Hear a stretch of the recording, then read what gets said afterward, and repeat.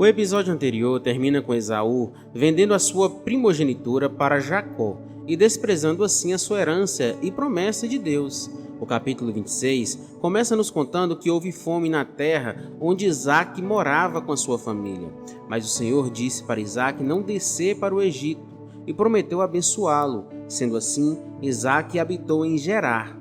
O rei Abimeleque, mencionado neste capítulo, pode ou não ser o mesmo Abimeleque que Abraão negociou um tratado lá em Gênesis 21. O nome pode ter sido dado a cada rei na sucessão dentro de sua família dinástica. E aqui vemos Isaque cometer o mesmo erro que seu pai. Ele igualmente mentiu para se proteger, dizendo que Rebeca era sua irmã. Porém, essa mentira foi descoberta quando ele foi visto brincando ou acariciando Rebeca. Obviamente, a autoridade suprema da região, que é Abimeleque, pediu explicações, e assim como seu pai se defendeu, ele disse a verdade, para que não morra por causa dela. O rei o defendeu, e ele pôde continuar naquela terra. No tempo que estava ali, Deus o abençoou muito, como havia prometido. E é claro que isso gerou inveja nos filhos. Eles viram Isaque como um estrangeiro rico, com reputação de trapaceiro, e queriam tirá-lo de suas terras. Então ele foi para o vizinho vale de Gerar, reabriu os poços antigos que haviam sido entulhados, e seus servos cavaram novos poços. Porém, novamente os pastores de Gerar reivindicaram os direitos daqueles poços. Isso tudo porque aquela região ficava na extremidade de um deserto. Ali, a água era tão preciosa quanto o ouro. Então Isaque partiu dali e pela terceira vez cavaram um poço. E por esse não teve brigas. Então o chamou de Reobote, nome de uma antiga cidade. Ao invés de dar início a um grande conflito, Isaque preferiu a paz.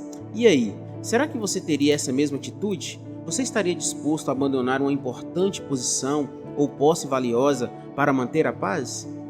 Então, peça a Deus sabedoria para saber quando se retirar e quando ficar para lutar. Depois dali, Isaque subiu para Berseba, e na mesma noite o Senhor apareceu para ele, prometendo novamente abençoá-lo. Isaque edificou ali um altar e invocou o nome do Senhor. E a minha pergunta é: você tem edificado altares para Deus nos lugares onde você vai? Não altares físicos, é claro, mas em seu coração, para sempre adorá-lo. Abimeleque foi até Isaque para fazer um pacto de paz, e Isaque foi rápido em responder, tornando a oportunidade uma celebração. O capítulo termina nos informando que Esaú, com 40 anos, casou-se com mulheres pagãs, o que muito entristeceu seus pais. No capítulo 27, Isaque já estava com mais de 100 anos de idade. Talvez, nessa ocasião, ele estivesse doente. Uma vez que sua visão estava enfraquecida, ele ficou muito preocupado em abençoar Esaú, o seu filho mais velho, antes de morrer, apesar de viver até os 180 anos, no mínimo 20 anos antes do ocorrido. Porém, quando Rebeca ficou sabendo disso, preparou um plano para Jacó receber a bênção de Isaque. Ela pediu para seu filho mais novo lhe trazer cabritos, para ela preparar um prato que agradaria seu esposo. Jacó não pensou se aquilo seria certo ou não. Apenas se preocupou em não ser pego pela fraude. Afinal, seu irmão é peludo e ele não. Porém, sua mãe tinha um plano para isso também. Colocou em Jacó as roupas de seu irmão Esaú. E assim, chegando antes com uma deliciosa refeição, Jacó recebeu a bênção que deveria ser de Esaú. Todo esse esquema trouxe algumas consequências muito ruins. Forçou Jacó a fugir e deixar seu pai e sua mãe. E a Bíblia não dá qualquer indicação que Rebeca tenha voltado a ver seu filho favorito. Outras consequências é que seu irmão passou a querer matá-lo. Depois, Jacó foi enganado por seu tio e a sua família dividiu-se em conflitos. Esaú tornou-se líder de uma grande nação inimiga. Vale lembrar que Jacó teria recebido a primogenitura e a bênção de qualquer forma. Imagine como teria sido diferente a vida deles se ele e sua mãe tivessem esperado que Deus trabalhasse a seu favor, no tempo dele. Não faça as coisas do seu jeito, sempre haverá consequências. O capítulo 28 registra a orientação de Isaque a Jacó para não tomar para si mulheres cananeias. diz para seu filho ir para a casa de seu tio Labão e de lá escolher uma mulher para casar. Assim fez Jacó.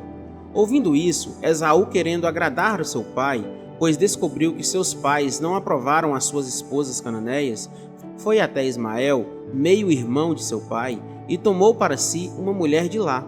Jacó viajou para Harã, e no meio do caminho parou para dormir. Tomou 2 pedras e fez de travesseiro. Ao dormir, teve um sonho. Viu uma grande escada cujo topo tocava o céu, e anjos do Senhor desciam e subiam por ela. O Senhor estava em cima dela e o disse: Eu sou o Senhor Deus de Abraão teu pai, e o Deus de Isaque. Essa terra em que estás deitado, darei a ti e à tua semente. Disse também estar com ele, e por onde fosse que o guardaria. Ao acordar, Jacó levantou um altar ao Senhor com aquelas pedras, e o derramou azeite em cima dela. Ali fez um voto com Deus. Ele foi o único patriarca a fazer um juramento. Embora suas palavras fossem parecer interesseiras, o juramento pode simplesmente conter um pedido para Deus efetuar suas implicações das promessas feitas no versículo 15.